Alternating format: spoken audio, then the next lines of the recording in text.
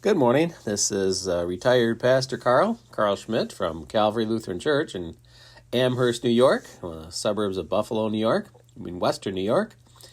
Welcome. It's a beautiful sunny morning here in Western New York. Well, at least our little area. Not a cloud in the sky, really. And it's, I don't know, middle 40s already. Seems to be. There's no standing ice. The last couple of days there was standing ice wherever there's a little puddle, but not this morning. So that's a good thing. And we're all, in our family, we're all vaccinated. We've all had, wife and I both have had both of our shots now. And, the second one, I had a little trouble on the first one. And a restless night for a bit. But the second one, now it's been 36 hours since I had that shot, second one, and nothing. Not even a sore arm. So some people may have difficulty with it and some may not. Either way, it's good. It's a nice feeling to finally be vaccinated. And I guess it's going to be another 2 weeks before it finishes kicking in, I guess. Something like that. I don't know. I don't really know anything about science, so, but it's something like that. In any case, it's a good feeling. I mean, that's a lot of protection. Plus, too, if you do get the virus, it's nowhere near life-threatening. I mean, you could get sick, but it would be more like an actual cold, I guess, not something that's going to put you on a ventilator. So that's a great thing. That's a wonderful thing. Okay, well, the text is also a wonderful thing. I'm going to shorten it this morning to one verse. This is 3:21:21. There we go. It's 3:21:21 today. Sunday, the fifth Sunday in Lent. We're getting much closer to Easter now after 5 weeks of Lent. So it's Lent number 5. And the text appointed is from the Gospel of John, the 8th chapter. And it's a discussion that Jesus is having with some of his friends, and some that didn't consider themselves his friends, I guess. But it's verses 42 through 59.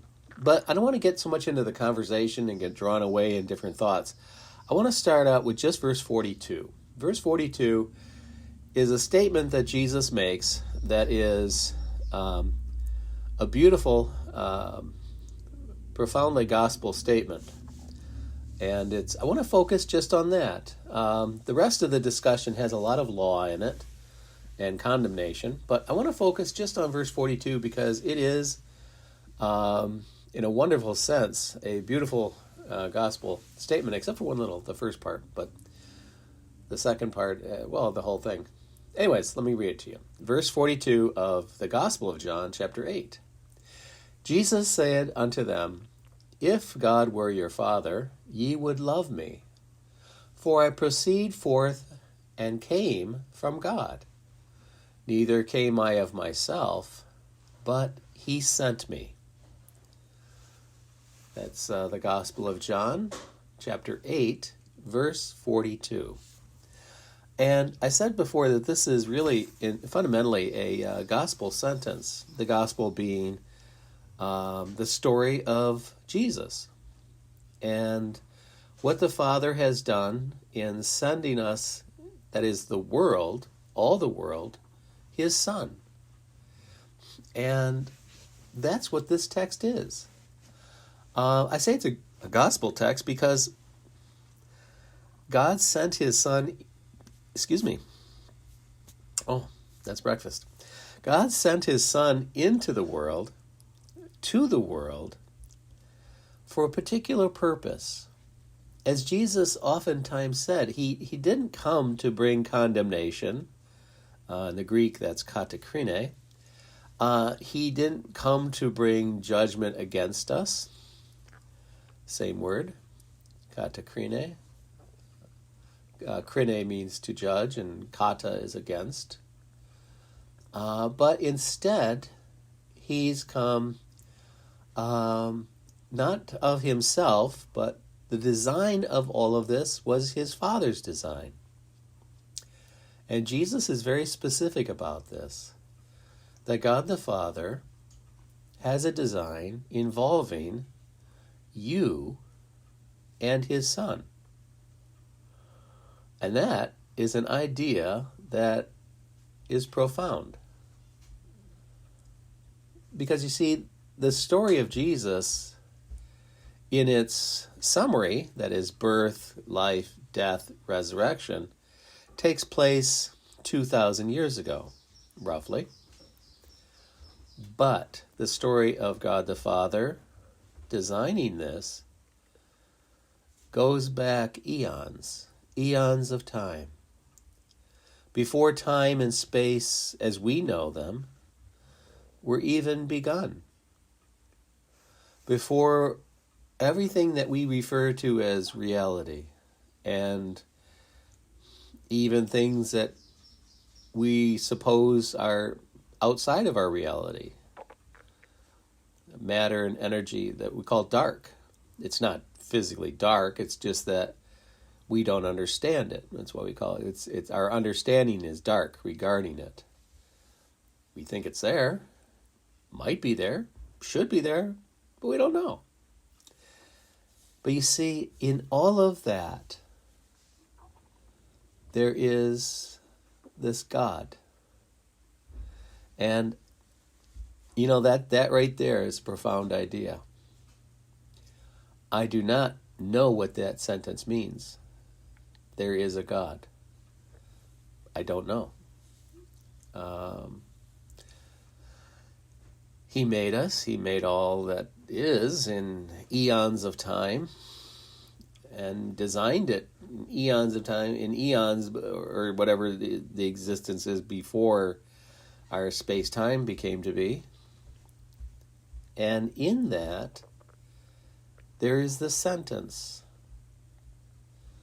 if God were your Father, ye would love me, for I proceed forth and came from God. Neither came I of myself, but he sent me. That's beautiful.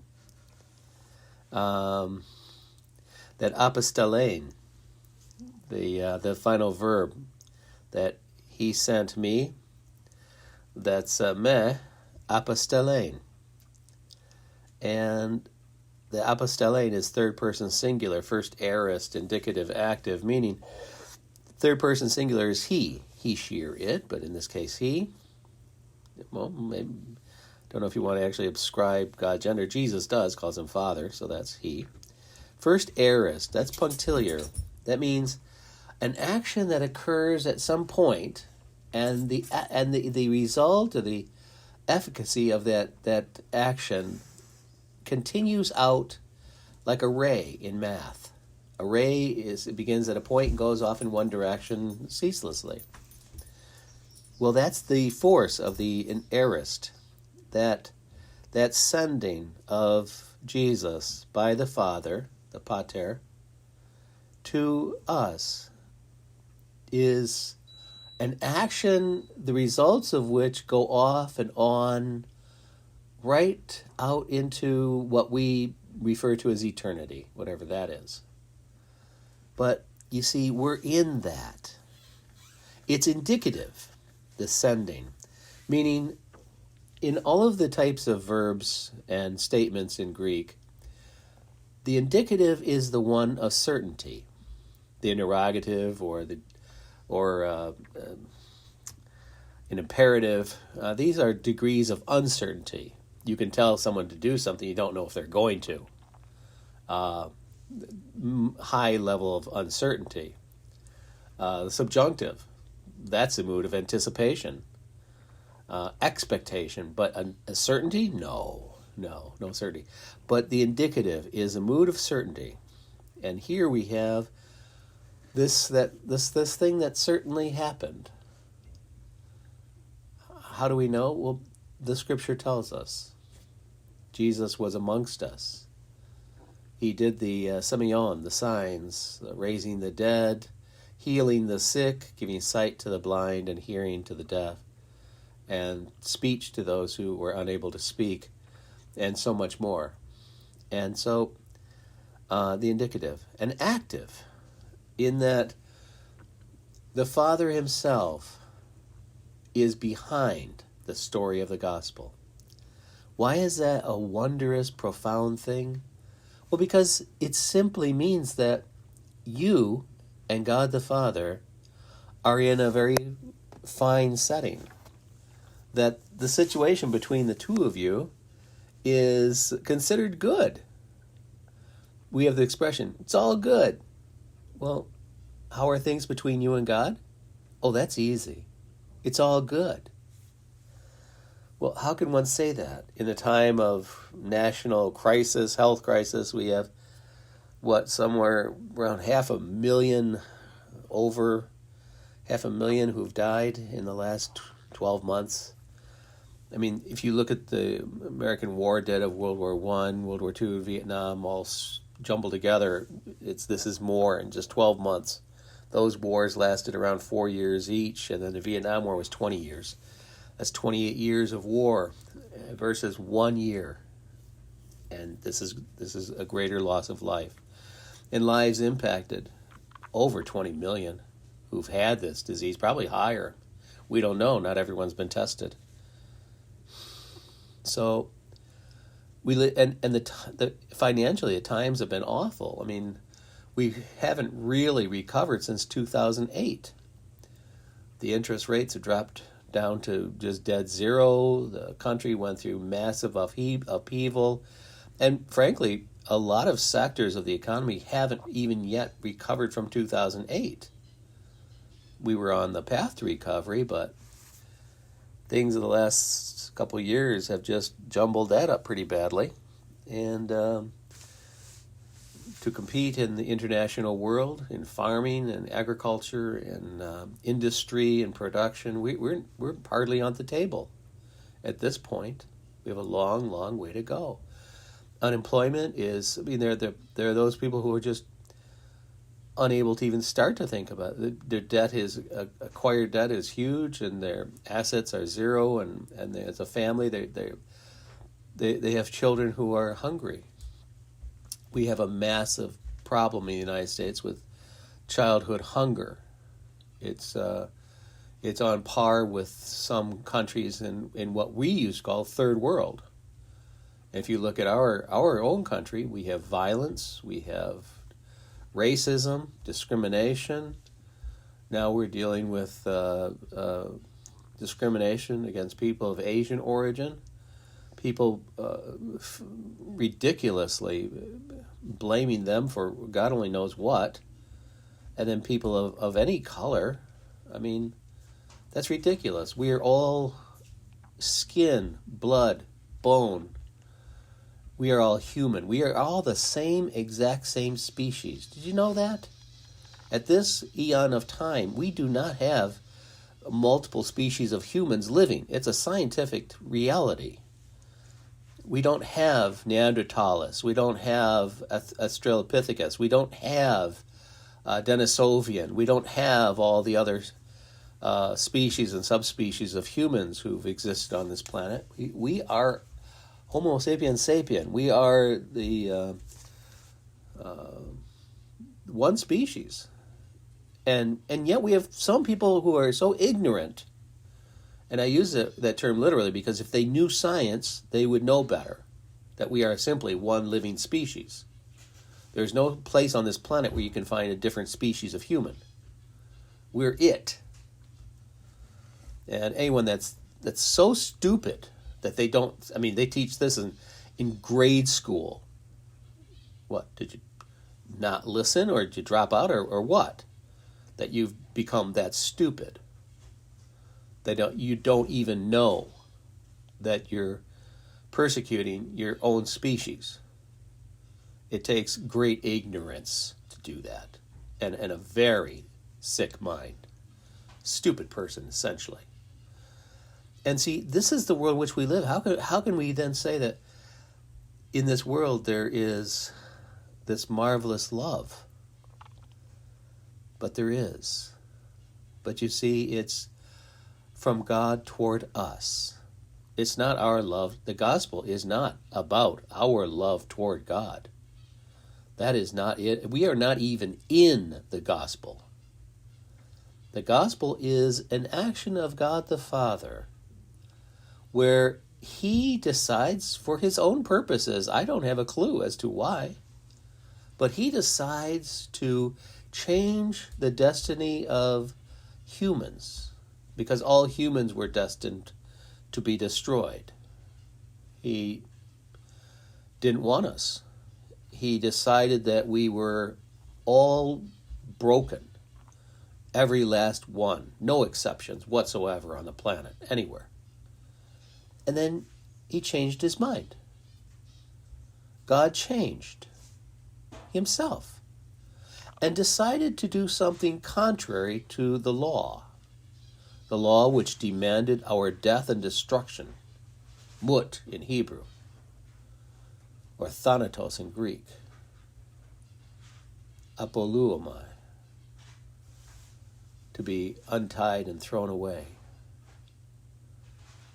This is a profound thing, that this one we call God changed his mind about our destiny, about his opinion, about what he would do with us, how he would treat us, how he would consider us. And to that end, he sent his Son. That's what this apostellein means in this text. This is the Father, third person singular, he.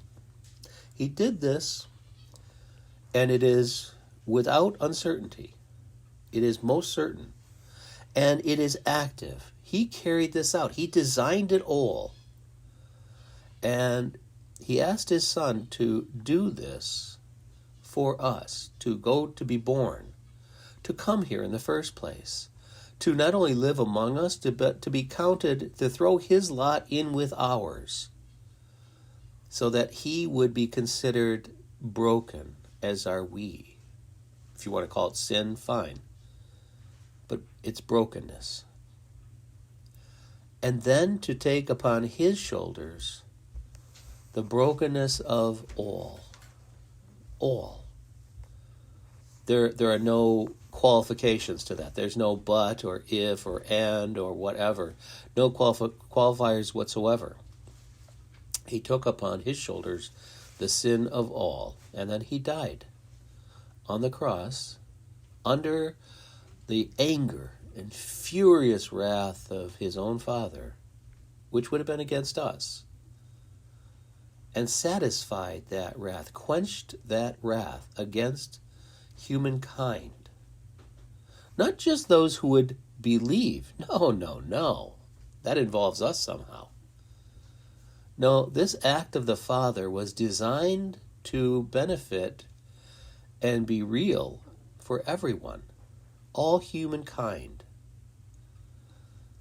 And then he finished it and had his Son cry out, "It is finished," as he gave up the ghost and died on the cross. But for the purpose of to rise again from the dead, because the point of Christ's coming to us, being sent by the Father, was that he would be born, he would live, he would die, and rise again, to be the first of those who would rise and live with the Father, the Son, and the Holy Spirit forever. Another word I don't understand. And that is what we're talking about in this text today. That's why I narrowed it down to just verse 42 of the Gospel of John, chapter 8. Because there's so much more in this. We could talk about the love, the agapete, second person plural. That's, as Southerners might say, y'all. And yet it's in the imperfect, meaning our love is not perfect but imperfect. That means unfinished, if you will, but active. And that's from the verb agapao. And you see, there's so much more we haven't even begun to touch. We really only touched one word, apostellein, the last word of the text. But there's so much more in there. In any case, that one word of verse 42 of John chapter 8 is enough. It is the gospel in practically one word. the kindness of God the Father toward all humanity. There are no qualifiers. This is done for everyone. Any other portrayal of what the gospel is incorrect, is missing the point. It's certainly not conveying the force of this word or this sentence. So, I hope that this has been a comfort, a joy, a profound instant in time that glimpses us into the heart and mind of God the Father. And that's important because, well, He's going to raise you from the dead. And then you'll stand before Him. And He's going to have the biggest smile on His face. You know, He loves a good joke. Jesus was asleep in the boat, right? And, of course, Jesus at the same time brought about a real wicked storm, and the disciples, many of them sailors, thought they were going to drown. But who was causing it? The one who was pretending to be asleep. And then they woke him up and said, "Don't you care we're going to drown?" And he's like, was there a storm or something? He was causing it. Come on, that's a great joke. And then he told the storm to shut up, and instantly it was quiet because He has authority over all things. And it obeyed Him. And they were just dumbfounded. Actually, they should have been laughing their ears off because that's one of the funniest jokes I've ever heard of. And see, God loves a good smile, a good happy joke. He turned our destiny from doom, destruction, death, instead to life, liberty, freedom, forgiveness, adoption, and love. That's a pretty good one too, right there. When we were expecting doom, and we find ourselves adopted as sons and daughters of God. How cool is that? Anyways, enjoy. This has been retired Pastor Karl Schmidt from Calvary Lutheran Church, Western New York here. I hope you have a good day. Wear a mask, keep distance, get those vaccines. I mean, boy, oh boy, that's a nice feeling when you got that under your belt.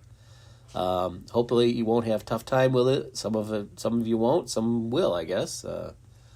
Some of our family did have a tougher time with it. But you know what? It's worth it. In any case, be courteous to each other. Kind. Look what God has done for you. You can give a little kindness for others. Take care. Bye-bye.